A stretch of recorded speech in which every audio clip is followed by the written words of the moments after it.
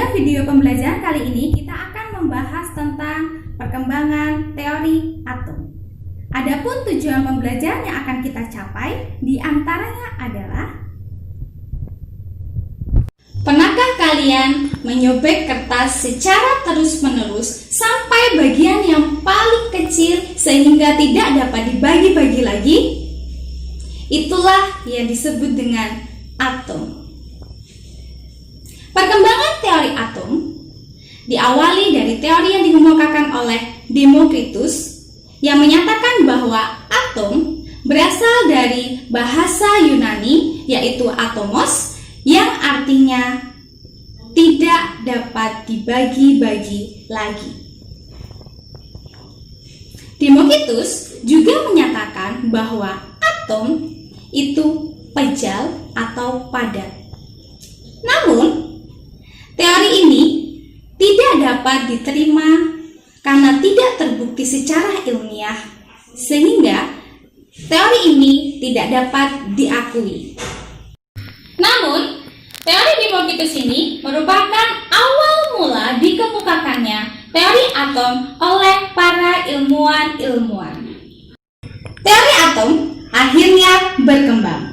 Yang pertama, teori atom yang dikemukakan oleh John Dalton. Yang kedua, teori atom yang dikemukakan oleh C.C. Thomson. Yang ketiga, teori atom yang dikemukakan oleh Ernest Rutherford. Yang keempat, teori atom yang dikemukakan oleh Niels Bohr.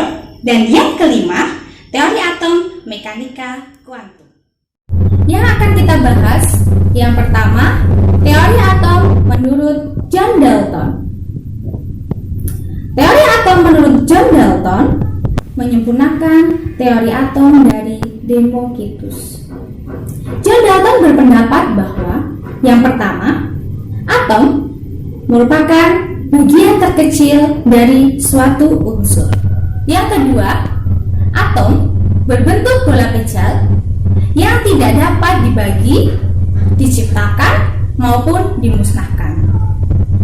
Yang ketiga, unsur-unsur yang sama mengandung atom-atom yang sama.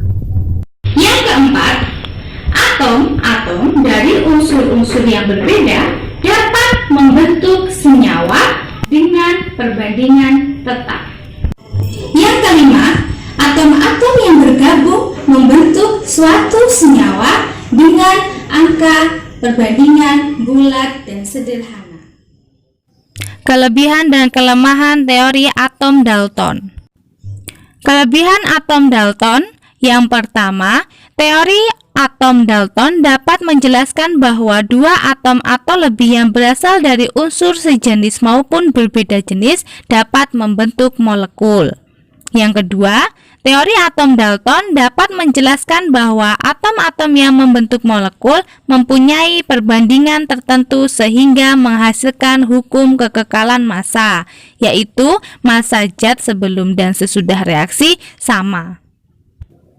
Sedangkan kelemahan teori atom Dalton, yang pertama, tidak dapat menjelaskan bahwa terdapat materi atau zat yang dapat menghantarkan listrik. Yang kedua, tidak dapat menjelaskan cara atom-atom saling berikatan membentuk molekul. Yang ketiga, molekul atom Dalton tidak dapat menjelaskan perbedaan antara atom unsur yang satu dengan unsur yang lain. Yang keempat, Dalton tidak dapat menjelaskan pendapat ilmuwan lainnya bahwa terdapat atom-atom dari unsur yang sama memiliki massa dan ukuran yang berbeda. Yang kedua, yaitu teori atom menurut Thomson. Melalui tabung sinar katoda, C.C. Thomson memastikan bahwa sinar katoda merupakan partikel karena dapat memutar baling-baling yang diletakkan di antara katoda dan anoda. Hasil percobaan ini membuktikan bahwa sinar katoda merupakan partikel penyusun atom yang bermuatan negatif. Secara ringkas, Thomson menyimpulkan bahwa atom merupakan bola padat yang bermuatan positif, di mana di dalamnya tersebar elektron yang bermuatan negatif. Model atom Thomson dianalogikan seperti roti kismis, di mana kismis merupakan elektron, atau juga dianalogikan sebagai buah semangka, di mana biji buah semangka analogi dari elektron yang bermuatan negatif. Kelebihan dan kelemahan teori atom J.J. Thomson. Kelebihan teori atom J.J. Thomson. Teori Thomson mempunyai kelebihan yakni dapat mampu membuktikan adanya partikel lain yang bermuatan negatif dalam atom. Berarti atom bukan merupakan bagian terkecil dari suatu unsur. Namun teori ini tidak dapat menjelaskan susunan muatan positif dan negatif dalam atom. Sedangkan kelemahan teori atom J.J. Thomson, pertama tidak dapat menentukan gerakan elektron dalam atom, yang kedua tidak dapat menentukan massa elektron. Yang selanjutnya yaitu teori atom Rutherford. Teori atom Rutherford muncul karena eksperimen yang dilakukan yaitu dengan hamburan sinyal alfa. Sinyal alfa merupakan partikel yang bermuatan positif yang memiliki daya yang sangat besar yang bergerak lurus sehingga dapat menembus lempeng emas yang sangat tipis. Hasil dari percobaan Rutherford adalah hampir semua partikel alfa diteruskan. Jika lempeng emas tersebut dianggap sebagai satu lapisan atom emas, maka di dalam atom emas terdapat partikel yang sangat kecil yang bermuatan positif. Jadi Rutherford mengusulkan model atom menyatakan bahwa atom terdiri dari inti atom yang sangat kecil dan di dalamnya terdapat elektron yang bermuatan negatif.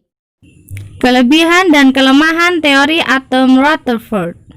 Kelebihan teori atom Rutherford yang pertama, mudah dipahami untuk dapat menjelaskan struktur atom yang sangat rumit. Yang kedua, dapat menjelaskan bentuk dari suatu lintasan elektron yang mengelilingi inti atom. Yang ketiga, bisa menggambarkan gerak elektron di sekitar inti. Kekurangan teori atom menurut Rutherford. Yang pertama, model atom Rutherford ini belum mampu untuk menjelaskan di mana letak elektron dan rotasinya terhadap inti atom. Yang kedua, elektron ini dapat memancarkan energi pada saat bergerak sehingga energi atom menjadi tidak stabil. Yang ketiga, tidak bisa menjelaskan spektrum garis pada atom hidrogen. Yang keempat, teori atom menurut Bohr. Bohr mengembangkan teori model atom Rutherford menggunakan percobaan spektrum hidrogen. Percobaan ini berhasil menggambarkan bahwa keadaan elektron dalam menempati daerah di sekitar inti atom. Penjelasan Bohr tentang atom hidrogen melibatkan gabungan antara teori klasik dari Rutherford dan teori kuantum dari Planck. Berikut ini 4 postulat hasil percobaan Niels Bohr. Yang pertama, elektron-elektron dalam mengelilingi inti atom berada pada tingkat-tingkat energi atau orbit tertentu. Tingkat energi ini dilambangkan dengan N sama dengan 1, N sama dengan 2, N sama dengan 3, dan seterusnya. Bilangan bulat ini dinamakan bilangan kuantum. Yang kedua, selama elektron berada pada tingkat energi tertentu, energi elektron tetap. Yang ketiga, elektron dapat beralih dari satu tingkat energi ke tingkat energi lain disertai perubahan energi. Yang keempat, tingkat energi elektron yang dibolehkan memiliki momentum sudut tertentu. Kelebihan dan kelemahan teori atom Niels Bohr. Kelebihan model atom Bohr, atom terdiri dari beberapa kulit atau subkulit sebagai tempat berpindahnya elektron dan atom membentuk suatu orbit. Kelemahan model atom Bohr. Yang pertama, tidak dapat menjelaskan efek Zeeman dan efek Stark. Yang kedua, tidak dapat menerangkan kejadian-kejadian dalam ikatan kimia dengan baik. Yang kelima, teori atom mekanika kuantum.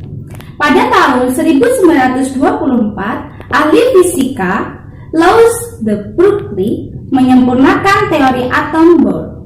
Menurut Niels Bohr, elektron adalah partikel, sedangkan menurut Louis de Broglie, selain bersifat partikel, elektron dapat bersifat gelombang.